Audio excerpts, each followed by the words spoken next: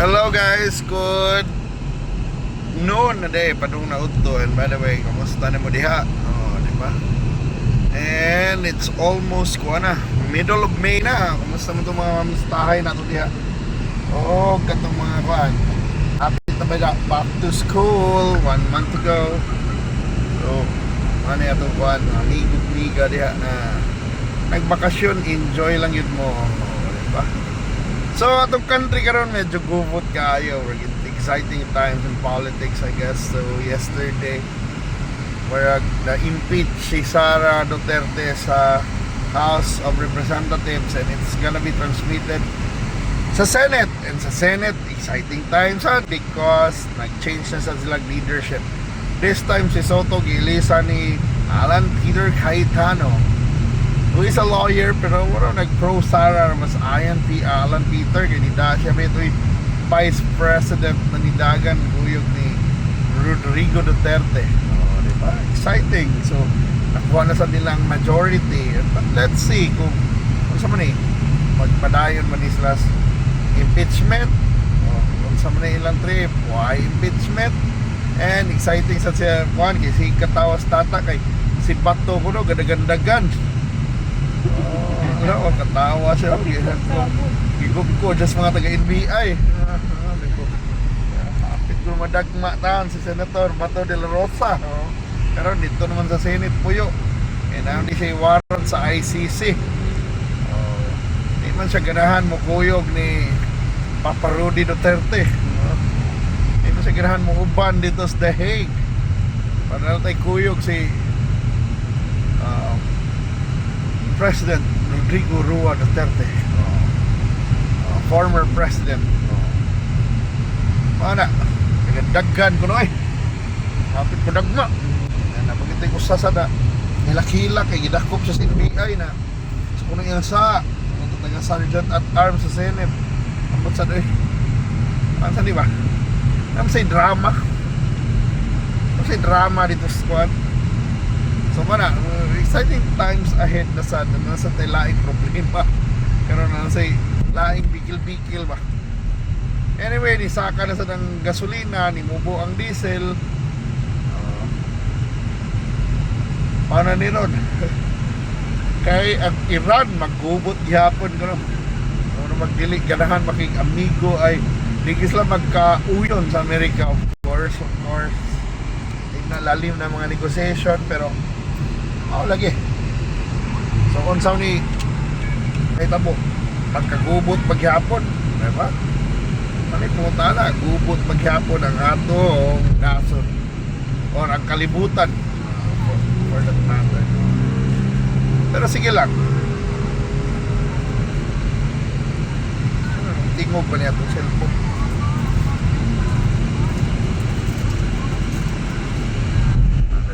Live sa TikTok. So sa ipagmod sa nato sa TikTok sa mga tawhana ganahan mag-yaw sa TikTok. Kita sa gede yaw tanong sa YouTube. Dalumba supercut o kuan ay osinjet o kuan wisam ba man dungan o gabot. So, magkana ba? I think hopefully mo stabilize rin mga presyo. Ay hindi na biyahe sa do. Pero lagi na. Ang kuan na to is andam na ta hapit ang tingkuan.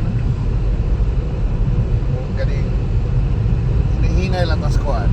Atong gastusan. Pero mana, kung sa man yung opinion na ning kuan? What's your opinion na ning gira-gira squad?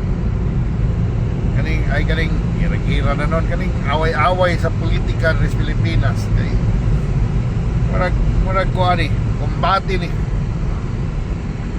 So ang ni-impeach ni Sara murag 20 kapin ra ang murag di supak. Sa Cebu upat ka congressman ang nino, murag di pabor ni Sara ba. Ang upat sa mana si Curie Del Mar, mga mong congressman sa Cebu City North, si Sean Simura, upat ko na si Cebuano congressman na. But technically tulor na Sean Shimura na sa norte.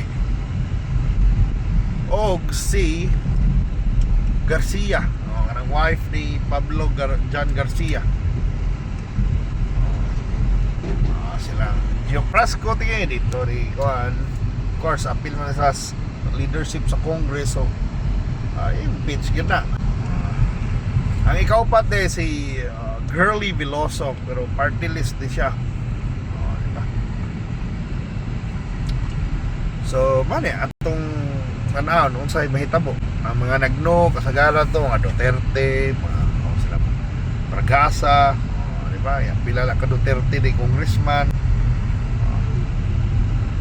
Pero maning kuha na to ani kumbati na ni sa naning asa na ta padung ba ano na ni padung na ni Hotcake. Miss Lenmar ganahan man hotcake.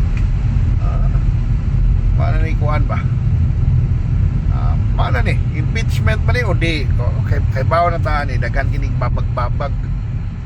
Pero okay bawas mga sa administrasyon na to sila balak di ba kubuton man din nila panakbo nila katong mga nagno silutan ba to nila silutan mo na nila mga congressman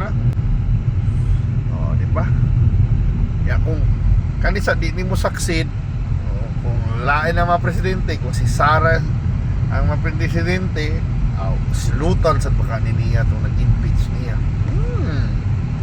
exciting times di ba mas may na may bawaan na to naman sa uban pina rason sila na dapat i-impeach lang si Sara para madipinsahan niyang kaugalingon og tarong.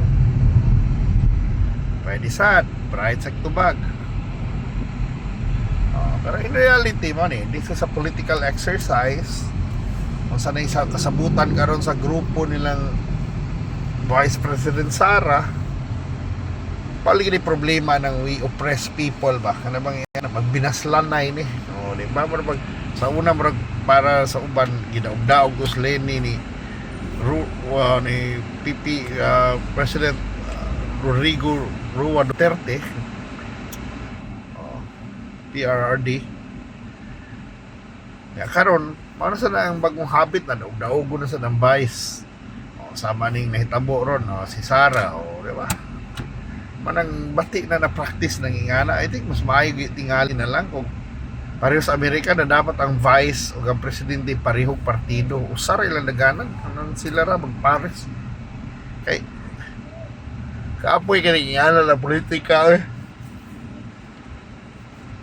although pareho man partido si Marcos o si Sara pero mauna magyan usahay ambot nga no dungtan gini mga vice president ano yung nakapait maybe matreten perme ang kuan presidente ko lain na ang prinsipyo sa vice ano kuan yun ana pero mga lagi rin impeach na si Sara unsan na ni ron di ba daghan magmo-analyze na they have to impeach Sara or else di ba tapos ang maliliging araw nila sa 2028 and there's probably no candidate na as strong as Sara right now so kung ma-impeach si Sara it will also scuttle all the plans sa tanang sa current opposition kaya gini siguro pero lagi ang mga tao especially in social media aktibo kaya ng mga kanita-pika na yung ba nag-aaway na karon sa iyo pa lang nanay magkuhan ba mga propagandist sa iyo pa lang kaayo kuha na kayo propaganda palamiay na manuo sa bayan ng mga tao sa internet di ba parang usay mangita naman tas it's sometimes usay pa mangita tas tao na mo agree ta and that's usually happens that's internet karon mag-away na ng mga tao ibiswa nag-away ng mga kandidato usay mag-away na noon di ba mga intriga mga analysis so we'll see what happens we'll just look at the sidelines sa atong gidapigan mga atong gidapigan way kagubot mga katawhan di maamong og hopefully di gini maamong lang pero mas magaan-gaan pa unta among kinabuhi, di ba? So thank you so much for listening to me, and God bless you all. Bye bye bye.